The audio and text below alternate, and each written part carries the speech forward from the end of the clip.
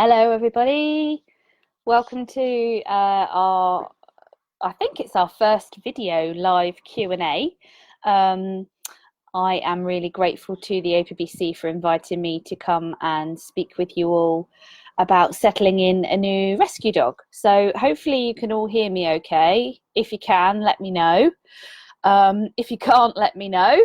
And hello Kate, if I get cut off for any reason, then I'll try and rejoin and sort it all out. But I'm basically going to be going through some of the questions that have been posted on the Facebook page, but also trying to answer some live questions as they come in. So please bear with me, because I've got this screen and this screen and this screen over here. So I'm going to try and keep on top of absolutely everything. Hi, Jessie, as well as saying hi to you all. Great, thank you, Catherine. Hi, Muriel. It will be recorded. It will be available on the APBC Facebook page. So if you tune in late or you need to leave, then don't worry, you can watch it. Or if you can't stand the thought of listening to me for a whole hour, you could break it into little chunks and listen to bits as you go along. So for those of you that don't know, my name is Nat. I run my own dog behaviour and training business down in Hampshire near Southampton. And I am currently in my office, which is a mess and full of books, and that's the way I like it. So try not to look too closely at all the various rubbish behind me. Hopefully it's not too off-putting. And I am a full member of the APBC, a very proud full member, and a very proud ASAB accredited certified clinical animal behaviourist. Still getting used to saying it. But I've kind of joined those two organisations because I'm really passionate about our sector and the sector of animal behaviour, the sector of animal welfare, and doing the best that we can for the dogs that we are lucky enough to share our homes with. So the idea of this evening's Q&A is to give you some ideas about how you might settle in a new rescue dog. Now, I have 5 rescue dogs. The fifth member is still, I'm still getting used to saying I've got 5 dogs, but all of those are rescues from different organisations. So I have Jack was my first rescue dog. He's a 14-year-old collie from the Blue Cross.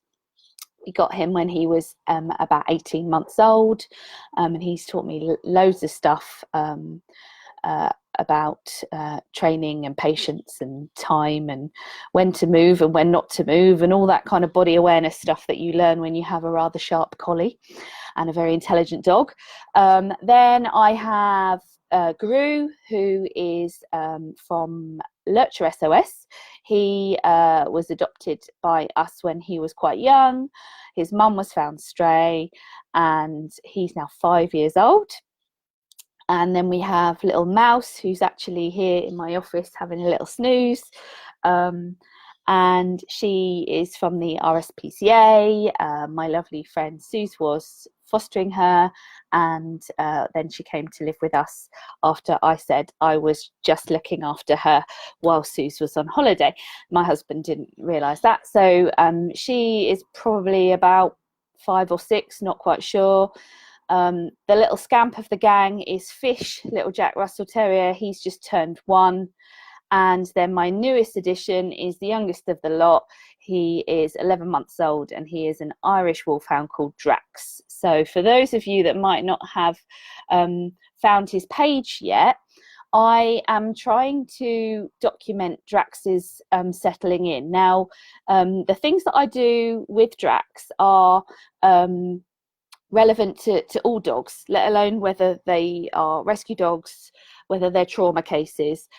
I am going very slowly with him because he is a bit of a trauma case from a puppy farm, questionable history, not really sure what's gone on there, but he's very shut down, he's very scared of people, And so I decided to start a page for my own use, really, just to document the videos and the things that I did and the order I did it in, so that I could have a sort of virtual diary. And it's been really popular, and I really hope that it'll be a useful resource for people. So feel free to head over there. I'll put the details in the comments, or if someone can put the link in there, that would be great. Head over, have a look, share it, use the videos, do whatever you want to. It's open source, so just go for it. So that's me, really. I'm working through it firsthand in terms of in my own home, and living with rescue dogs 24/7 and settling new ones in. But a lot of my caseload as a behaviourist is also rescue dogs. So hopefully I'm qualified, or you feel I am qualified to talk on this subject. And I'm going to go through some of the questions that you might have put. So I'm just scrolling through here to see who else has joined. Hi Megan, hi Jeanette, hi Katie, Lucy, Joe, hi Rosie. So we've got quite a few people here. So what I'm going to do is switch over to my other screen and go through some of the questions that were put up yesterday. One of my lovely clients, Jessica, has given us a lot of questions. Unsurprisingly, because she's just got a new foster dog, so this was great timing for her, but it also gives me loads to talk about and structure what we're going to go through. So let's go with the first one, and I haven't prepared this in advance, so we'll see how we go. So she says, if someone is new to dog behavior, what signals might a rescue dog give to show they are happy with a situation, or to show they are anxious of a situation? I think that all dog owners should try and learn the basics of dog communication. A bit like when we go on holiday, you'd at least learn how to order a sandwich or say please and thank you. And part of my role as a behaviourist, I feel, is to teach people how to notice those signs and how to react to those signs, so that they are kind of able to cope and able to read situations a bit easier. It's all very well and good saying, in these certain situations, this is how I would deal with it. But actually, a more sustainable approach is to educate people so that they can make up their own informed decisions about how they're going to move forward in a particular situation.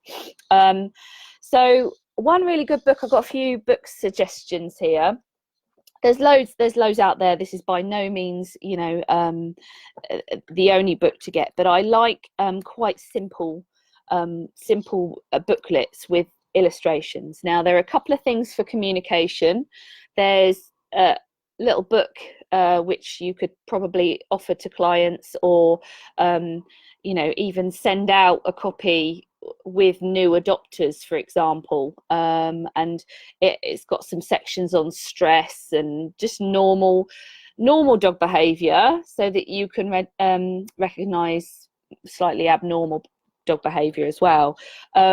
The other thing is Kendall Shepherd's Ladder of Aggression, which, if you haven't seen, again, I'll put a link in the comments. But that is really the best place to start in terms of looking for low-level signals that might be showing that your dog is anxious.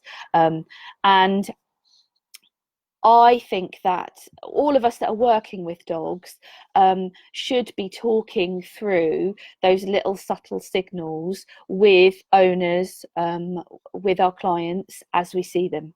So I think the best thing you can do in terms of learning dog behavior and teaching dog behavior is just go somewhere with someone and their dog and be the kind of running commentary. So did you see how their ear slightly went down there? Did you see how when that dog looked at them, they looked away? Did you see how the dog yawned when you leant over to put their harness on? And so filming yourself, observing dogs and doing a kind of running commentary is a really good way of learning that.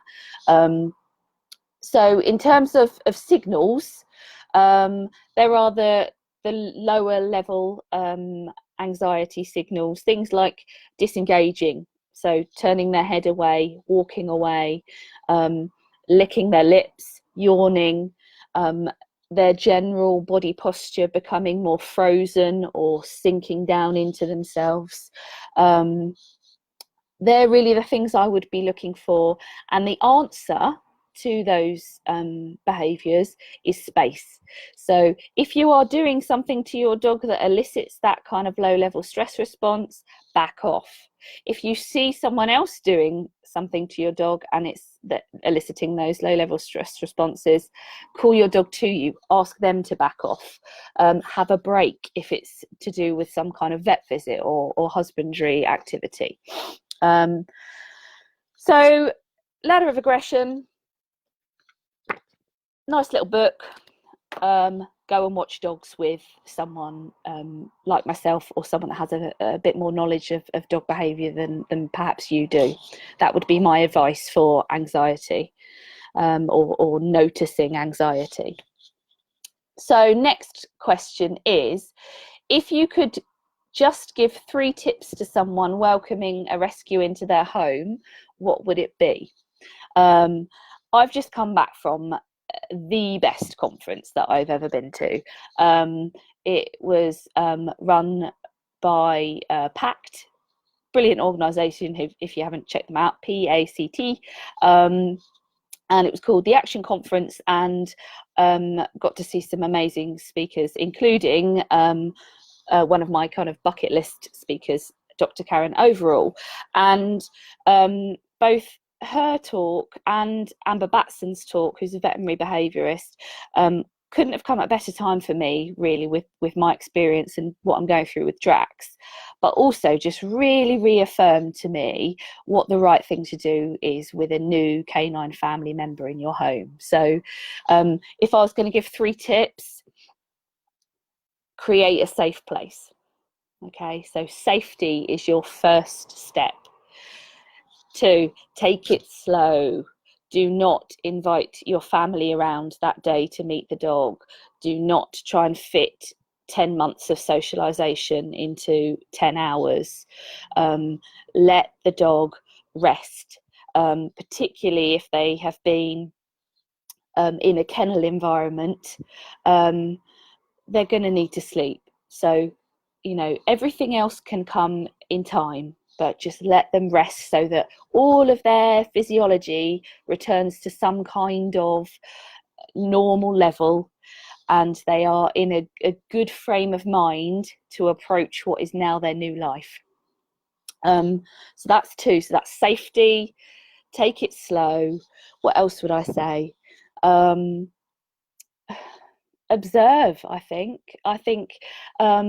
when you're not rushing to tick things off your list, you're more likely to sit back and watch. And you'll see, if you look at the Drax video, I am obsessed with dog cams, and it's a great way to really check on what your dogs are doing, particularly if they're a new, slightly nervous rescue, without actually having to stick your head round the door and look. So I use some quite relatively cheap dog cams. They're by a company called Zmodo. I hope I won't get in trouble for mentioning brands, but anyway, we'll deal with that afterwards. You can get them off Amazon. They just plug into the wall, you stick them up, they're over the Wi-Fi, and then you have an app on your phone which you just very easily log into. I'm just going to show you now. So I can go into my app, I can go into each of my dog's rooms, and you just see what's going on. So while I'm sat up here doing my emails, if it suddenly goes a bit quiet and old terrier Fish has disappeared, yes, I can call him and get him here, but if all the dogs are settled, do I really want to disturb them? So I can just check in on my little app. So safety, take it slow, observe. That would be my 3 top tips, but I've got loads more. I mean, a list of 3 is difficult. Let's go for the next question then. So what's the best way to introduce a new rescue dog to existing dogs in the household? I could do a whole weekend conference on that, and it would depend on the existing dogs and depend on the new dog. So I'm sorry to be that person that answers a question with "it depends," but it really does. It really does depend. I love this book. So if you haven't seen this book before, by Louise Ginman, get yourself a copy of this. Again, it's nice and relatively short and simple.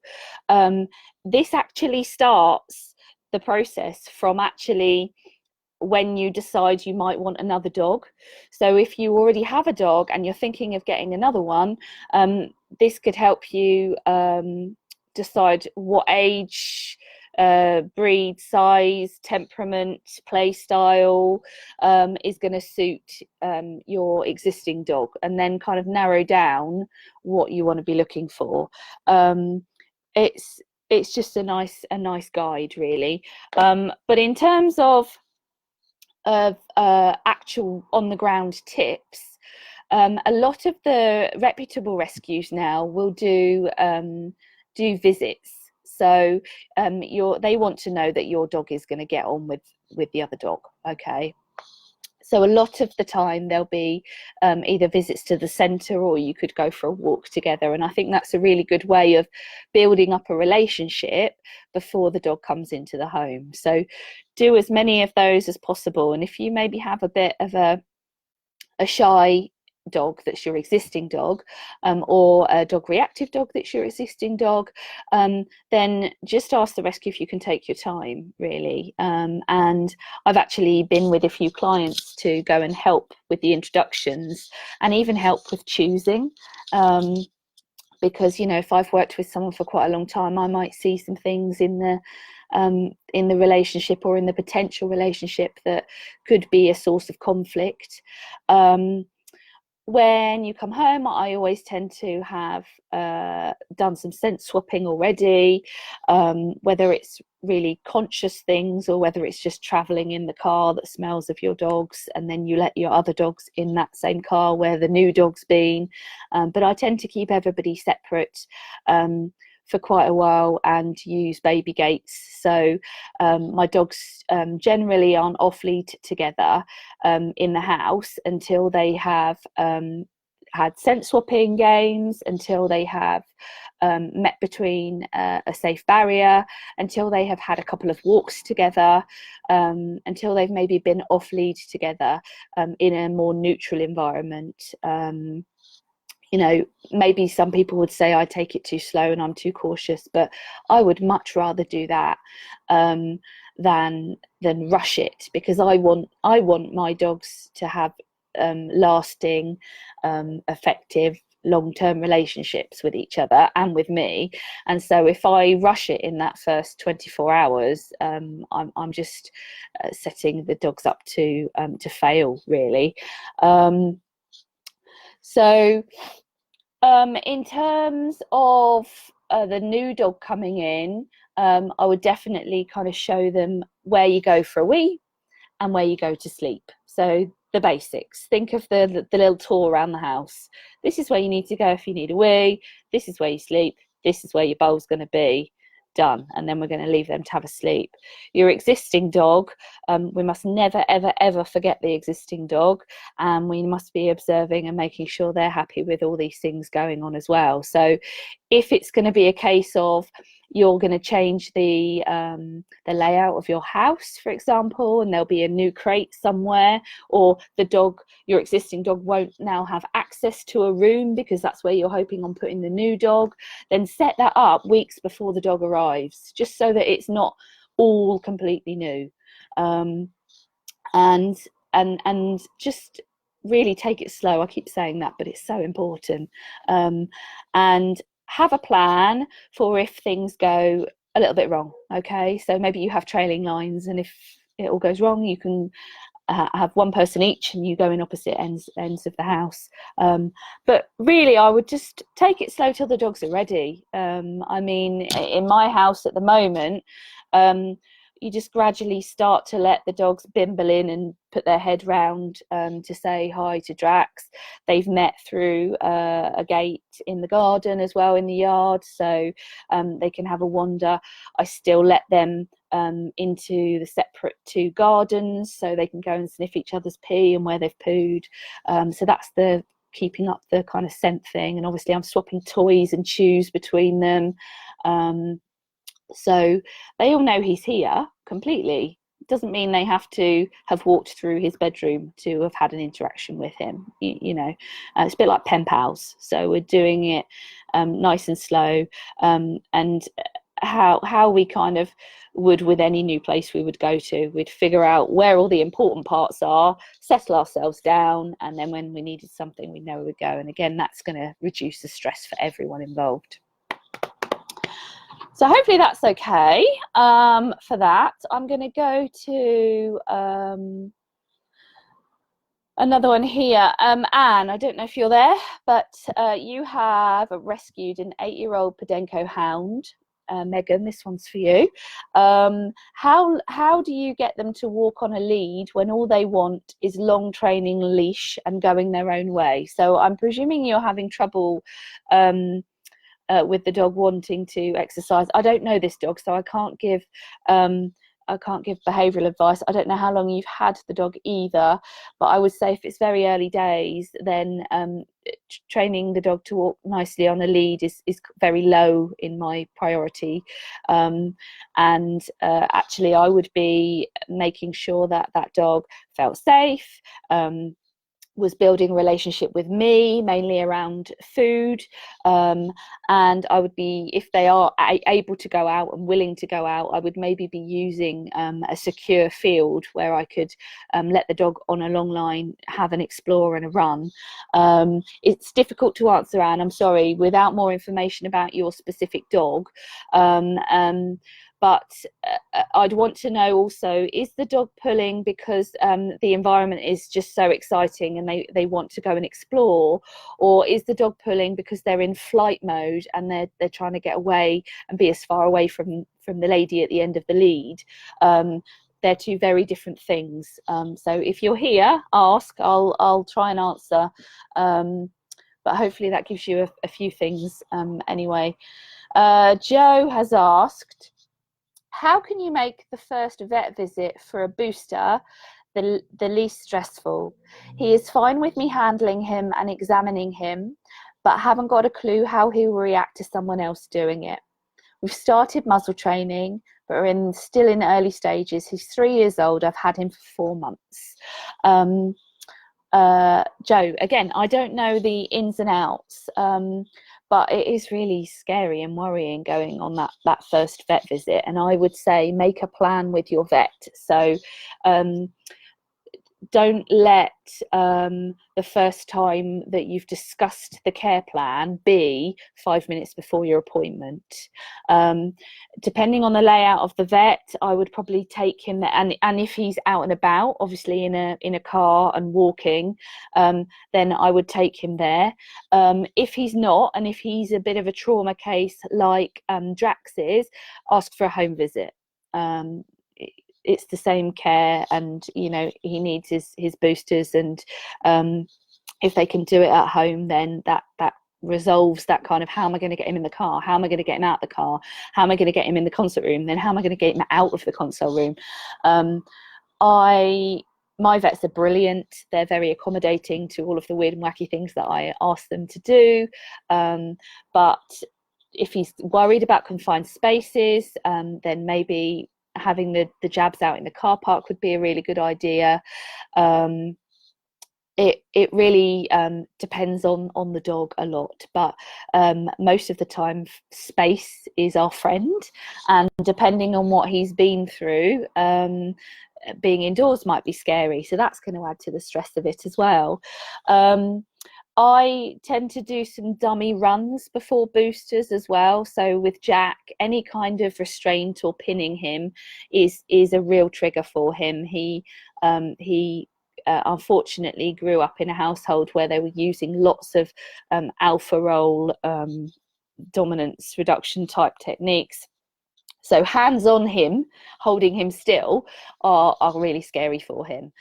So I have a very consistent protocol of what I do. So I have, I've done muzzle training, obviously. I put his muzzle on. My husband holds his lead so loosely so that just in case he spooks, he doesn't run off, and I haven't got to worry about holding onto his lead too. If I were on my own, if it was an emergency, then I would just clip his lead to my belt, and I put his muzzle on from the front, and I hold his muzzle and his collar, and he just looks into my eyes. And that's something that we have trained because there's trust there.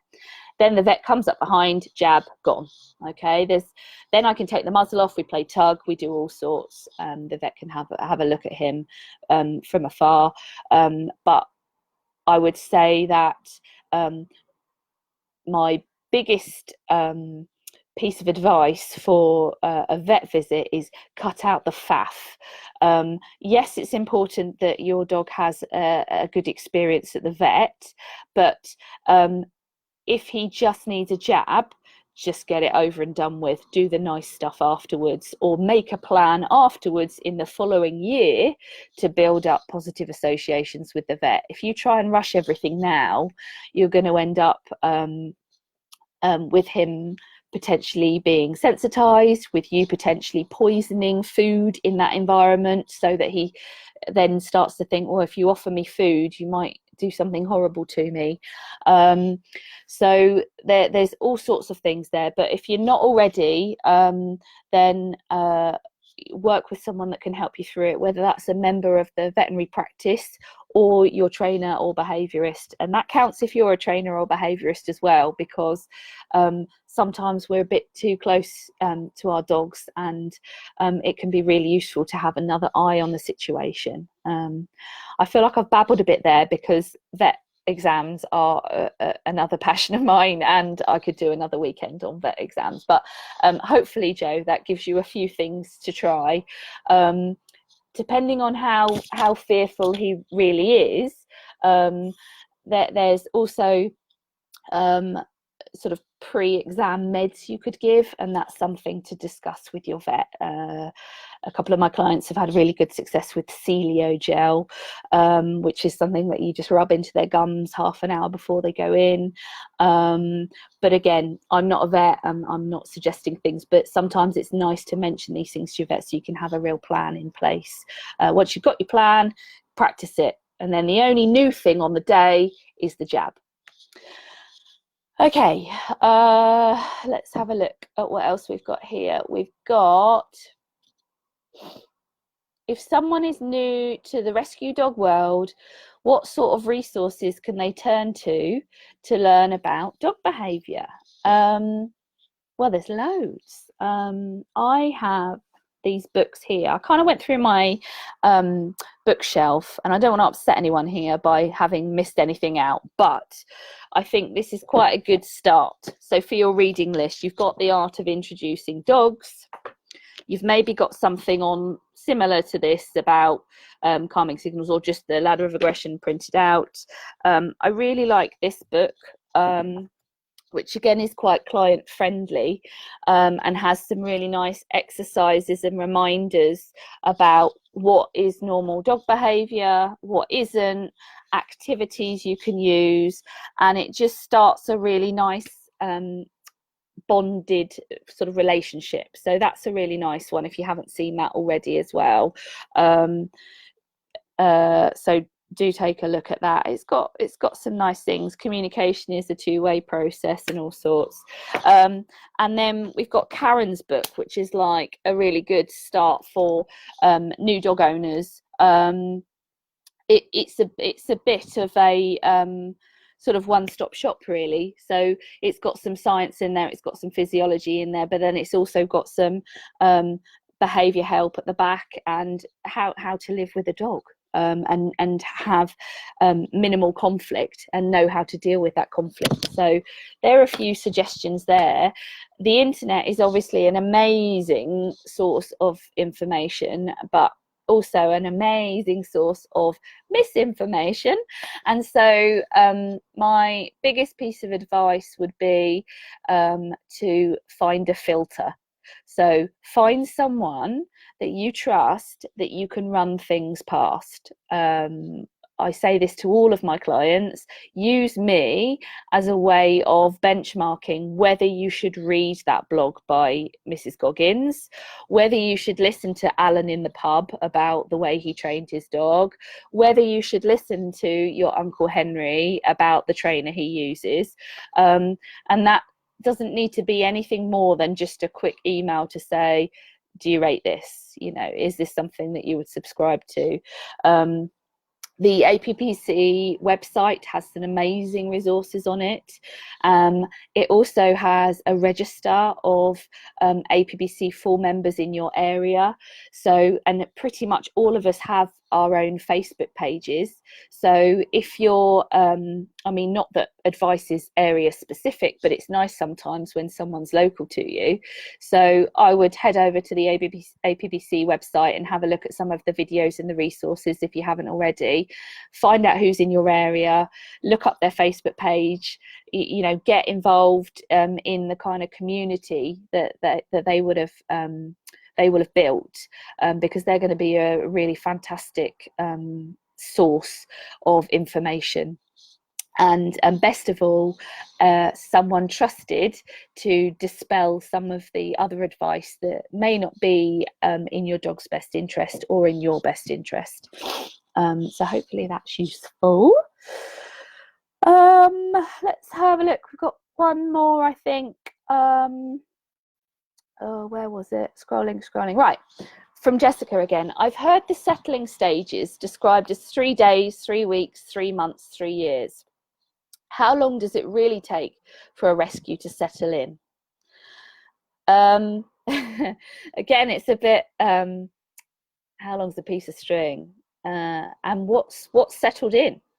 How can you settle in to an ever-changing environment? I guess settled in then is that you are adaptive to the environment and you can cope with change. I would say that all of my dogs, apart from Drax, are settled in. But then if we had everybody over for Christmas, that would unsettle them.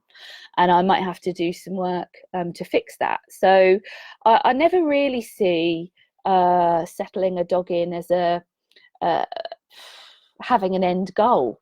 You know, it's just that's how I'm going to live with that dog. I'm going to make that dog's life the best it can possibly be for the rest of its life. That's my job as their owner, their caregiver. So I don't really put any numbers on it at all. I know these numbers can be useful because we see it a lot in with puppies as well. You know, walk a certain amount of time per month of age, but actually that's going to be very different for a Dachshund compared to a Wolfhound. It's going to be very different for a lab with dodgy hips. So I see the benefits of a one-size-fits-all approach because it's getting information out there to think about it, but I don't see how it ever really fits perfectly. And so, sorry, Jessica, I'm going to say I don't really have a guide. It'd be guided by your dog. You know, it's good to keep a diary, and it's good to have goals, but don't be led by them completely and start to spiral into, oh my God, he's been here 2 months, and he hasn't even looked at me yet. You know, that shouldn't be a reason for thinking you're failing. It should be a reason for maybe redressing what you're doing and seeing if there's anything different you can do or better that you can do to settle that dog in more successfully. So I think the only kind of number I would agree with that would be maybe the 3 days. I would do a minimum of 3 days of sleep. I think that is the minimum that it would take for a dog that's maybe been in a kennel environment to catch up on a decent quality of sleep. But if we're talking dogs that have come from Romania, been shipped over, then been to a foster home, then been to the new home, you know, you could even be 3 weeks, 3 months before that dog's had a decent amount of sleep. So I can't really answer that with any science behind it, I think. So hopefully that kind of stops people worrying about the time and the speed. At the weekend, Karen Overall said, if you think you're not going fast enough, slow down. And that's really stuck with me, because we do tend to have this, I mean, we live in such a fast-paced life now. You know, you could type me a question now and I'm going to answer it. And so we're kind of programmed into having everything now. And we need to do exactly the opposite for our dogs. Right, I think that's my previously registered questions. I have spoken for, what's the time? You're doing okay, guys. You're still with me, and I've been talking for over half an hour, so well done. Does anybody have any questions? I've got lots of hellos. I don't seem to have any questions yet. Yes, you're right, Karen Overall is just a phenomenal speaker. And yep, look up the Louise book. Has anybody got anything specific they wanted to ask me or say while you've got me? We've got 20 odd minutes, and you can ask me about Drax or whatever if you want to. I'll give you a second, and if not, I've got something I can talk about, so fire away if you've got something.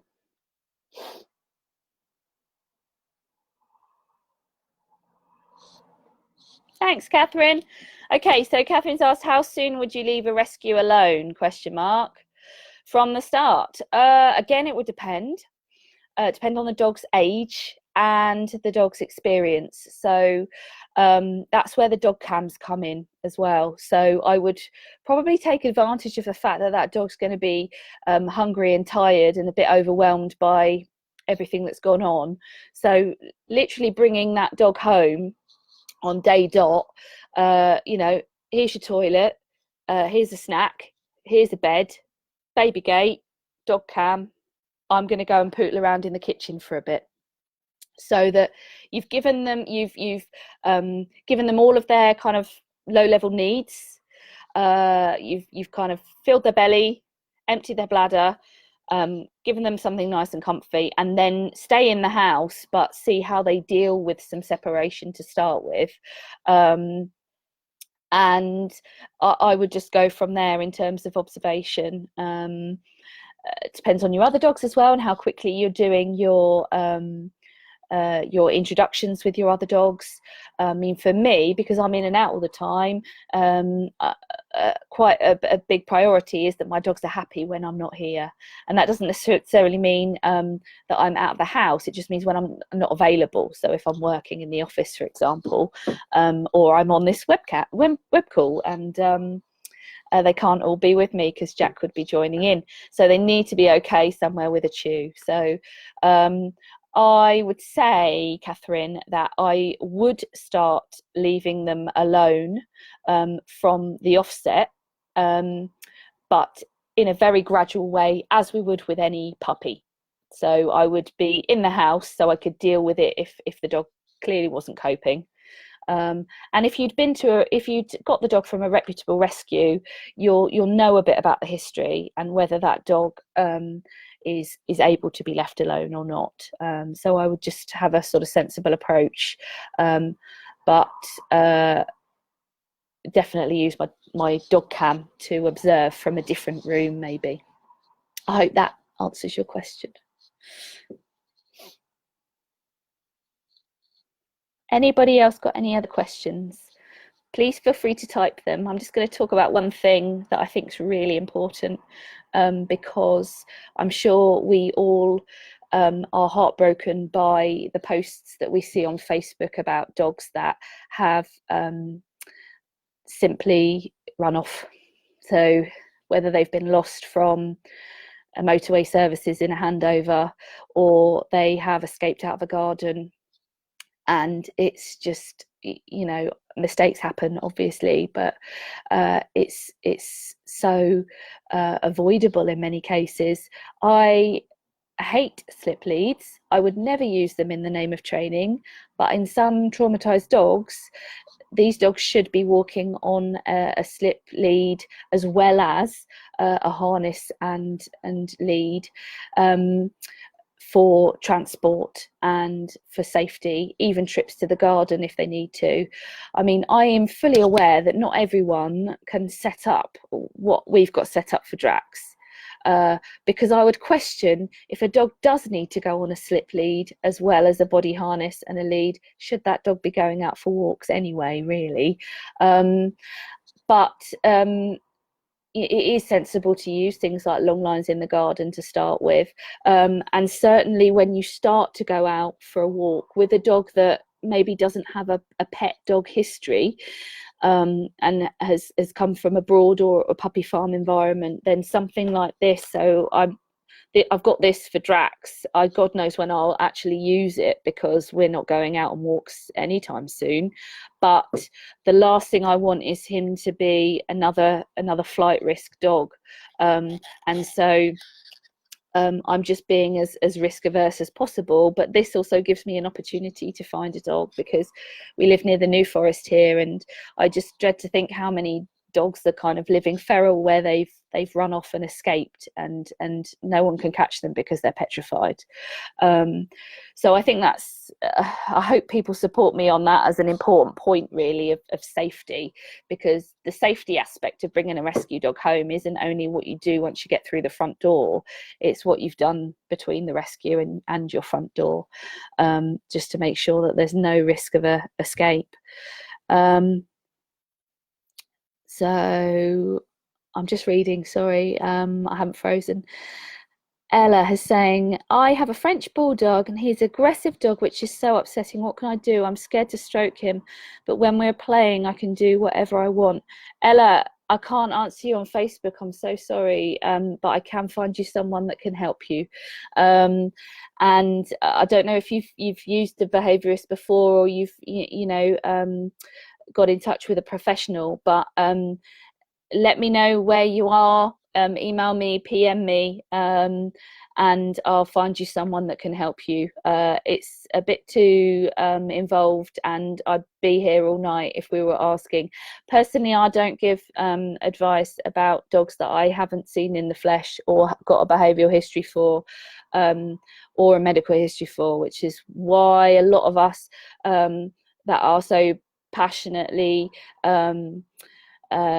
kind of looking for some kind of regulation in our sector are really adverse to kind of advice on the internet. It's not because we're being stingy, and it's not because we want you to pay lots of money. It's because it's not the kind of professional and ethical thing to do. So definitely get in touch with me, Ella. Send me an email and I'll find you someone that can help. Rachel, what webcam do I use? Zmodo, Zmodo. It's a little cheapy one. I should have got one. It's 40 quid. So I'll put a link to it in the comments section so you can have a look. Jackie, did I pick Fish as my best dog to help Drax, or did it just happen?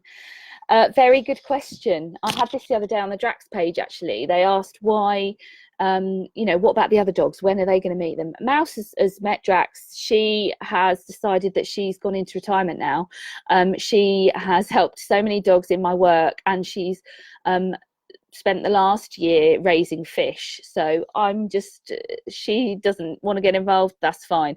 She can walk through all sorts, but she's not doing the same chummy stuff that Fish is doing, which is the, hi, are you coming for a wee today? And taking him out and really holding his little hand. It didn't just happen. I did it very carefully, obviously, because I didn't know Drax's background. So through the baby gate, who's interested? And that is another really good point about the webcams or the dog cams. You can observe dog-to-dog interaction without your presence. So I could start to watch Drax and Fish having a little play through the baby gate safely when I'm not there to supervise. But the minute I do go there, Drax goes, oh my God, it's a scary lady. And that interaction is over. So I can supervise without being there physically, which is great. And I've just built it up really gradually because, you know, it's only going to take one paw splat for Fish to go flying and get hurt. And also, I know that not everybody has the benefit of teaching dogs, and I think that can sometimes be detrimental to really shut down dogs that come in. I'm not saying you go and get another dog, but I am saying that you definitely need to seek some professional help to find a canine friend that might be able to help that dog, show them that the world isn't that scary. Kate, how often do I find the use of medication useful? Yeah, I know. We all listened to Karen Overall at the weekend, and you know, it was meds, and it was really eye-opening. And I would say that we are adverse to using medication in this country as a first port of call, and I think we need to change that, especially after what I've listened to at the weekend. I think that meds should always be used in conjunction with a behavioural modification plan. That's just good practice. And I wonder whether miscommunication around that is why a lot of people are reticent to use drugs. Drax is on drugs. I've got probably a handful of clients that I would recommend that we use drugs, and I would have that chat with them, with their vet, to see what their vet thinks as well. But I think the use of, I mean, it's hard because if you were looking at a scientific study, you'd have your control group. Don't always have that in practice. So can I say the dog would have improved without medication? Unequivocally, I can't say either way, but I definitely have seen dogs that have plateaued improve with medication. I've also met dogs that we can't do anything with until we have made them safe, we've medicated them, and they are ready and able to learn. Because if a dog has come from a rescue environment and then been under the bed for 6 weeks, you know, when can any learning take place there? And again, quoting Karen, all behaviour is progressive. So at what point do people feel comfortable in going, right, now we need to try some drugs? I think that I've had a few clients that have been a bit reluctant. It's their dog, their choice. I put the pros and cons out there, and they choose ultimately. Most of those have actually gone through the cascade from adaptil upwards, and then by the time things are still not getting any better, they're ready to consider medication. So hopefully that answers your question, Kate. I'm just kind of talking around the subject here, I'm aware.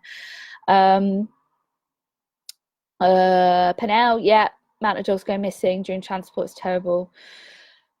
Yeah, some good advice from Penel there about the extra harnesses and a bit of extra safety is great. And yeah, Jessie, it is scary how many dogs go missing. And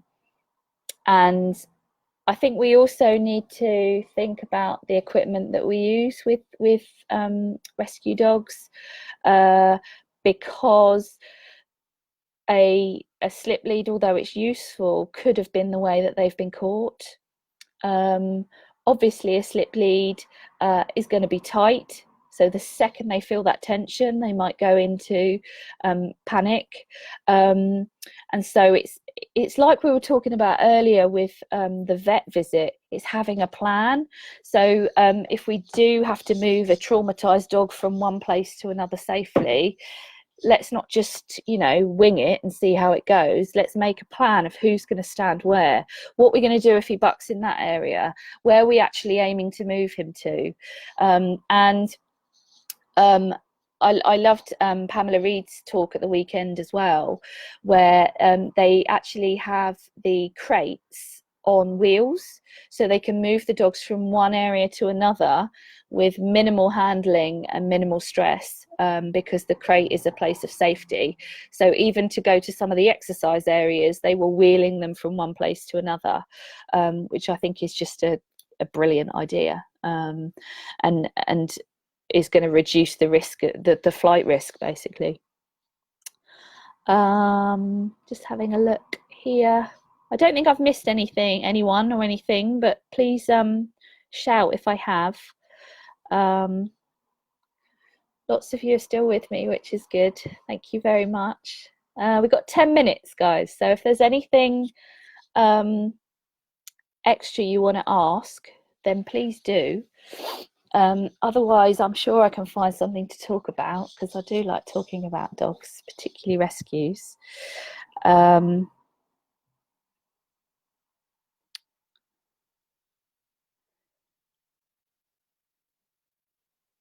No, nobody's coming through. Oh, hang on.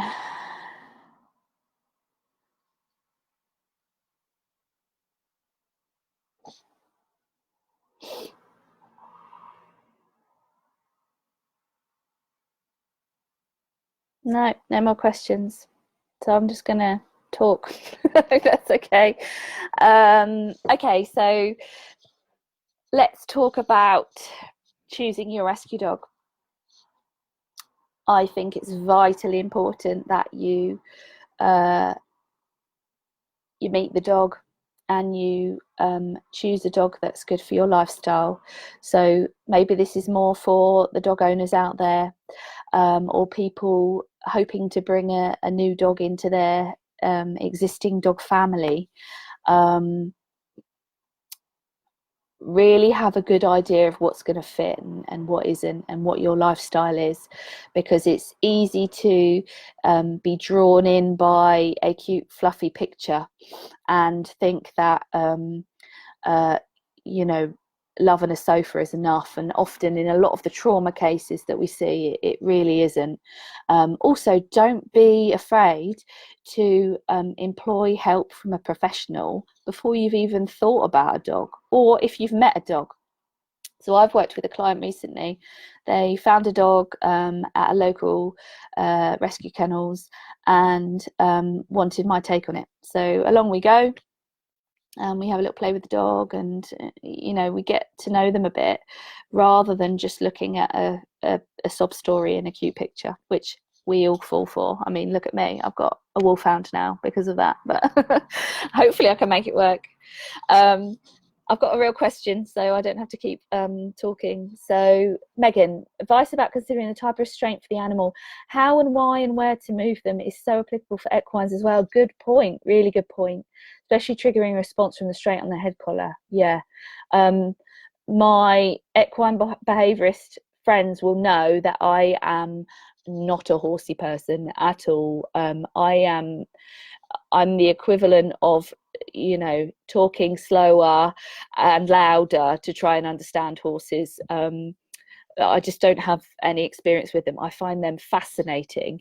And actually, I've had quite a few equine behaviourists come on about the stuff we're doing with Drax, presumably because he's the size of a horse, saying that there's a lot of parallel in the handling techniques. So I can completely see that. And what I've got to be careful of in his situation, so just speaking about him for a sec, is that tension or any kind of feeling around his neck, potentially even his body, is going to elicit that flight response. And so that kind of goes full circle to the long line question we had at the start. You know, is this actually a response to the equipment? Are we making it worse? Or is it actually a training issue? Now, that's what I want to kind of end on, I suppose, and think about our plans for our rescue dogs, because not only should we not be putting kind of an arbitrary number on it or time scale, I don't think we should really be planning too much training, because training is about how we act, not how we feel. And again, we heard a lot of that this weekend, and it really reminded me that is kind of my ethos. And I was talking to a friend yesterday about how some people are quite shocked and disgusted that my terriers don't sit on command, and I don't really need them to sit, and I don't really care if they sit or not, but I do care if they're happy.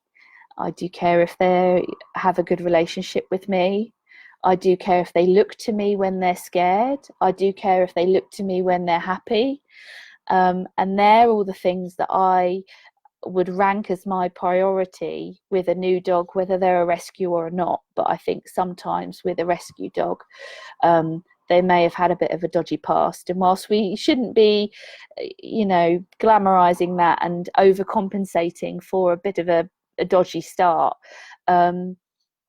we might be the first human they've ever had a good relationship with, and that's a real responsibility and something we should take seriously.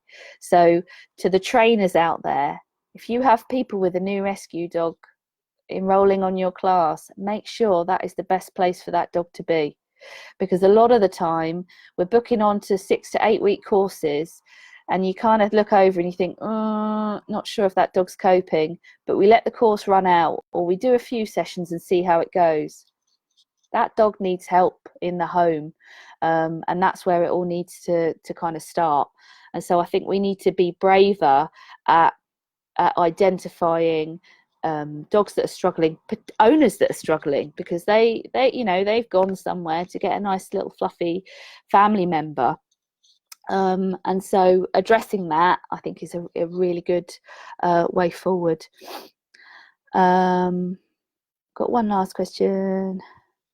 Hi, Jackie. The lovely Lyra. Met her at the weekend. Yep, fab. So she's saying that the Dogs Trust let her do slow interactions and meets with her existing dog, which, yeah, I completely am with you there. The thing is, with the kind of procedures sometimes with rescues, they're either rushing dogs out the door because they want to empty a space for a new dog to come in that they want to save, or they're kind of giving it a go. And this is not knocking rescues, you all do a fantastic job, and how you have the emotional resilience to stay in that job, I do not know. But an owner like Jackie that's seriously come in, has a reactive dog already, so dog to dog issues. It's a bit like me and Jack and Gru. Jackie is going to do the right thing for that dog. So it might take 4 to 6 weeks to get that dog out of the kennel, but you are going to have an amazingly compliant owner that is going to engage with behaviour work, that is going to be sensible at home with management, that might have baby gates up. And so if you don't already and you work in rescue, I wouldn't discount owners that have dogs that maybe can't come in and do the normal meet and greet, because there are other ways around it. You could go out for a walk in public, you could gradually do some parallel walking somewhere. So hopefully that's a bit of food for thought if there are people listening from rescue organisations that are maybe a bit reluctant sometimes, or the policies kind of stick you and steer you in one direction. I'm sure it's changing. That's certainly the impression I get, because all the rescues I work with are absolutely fantastic and would bend over backwards for a home like that. Rachel, here are your thoughts about using scent work as a way of rehabbing rescue dogs or dogs who've experienced trauma? Yeah, definitely. We heard from lots of speakers again at the weekend, particularly Simon. I've got his book here. Let me just get you his book because I can show you, Rachel.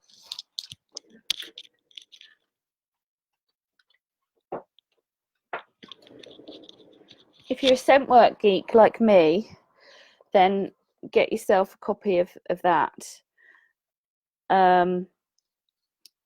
As you can see, I haven't quite read it yet. I've dipped in and out. It's not really a kind of nighttime reading book, but I think that scent work is amazing, and I've seen some amazing things in rescue kennels, especially where we just get the dogs out and straight into a sensory garden. My lovely friend Zoe and Annabelle they're volunteers, they built a sensory garden at our local RSPCA, and the dogs absolutely loved it. Even the toy mad, in fact it was much better for the toy mad staffies that are bouncing off the walls.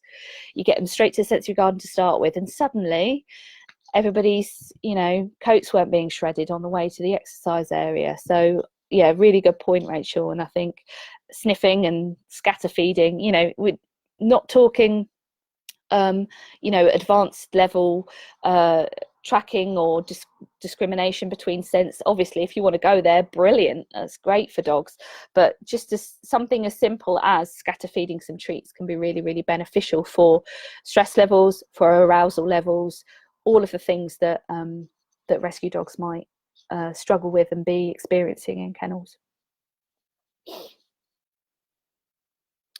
Yes, Annika, I will put all of the books in the notes.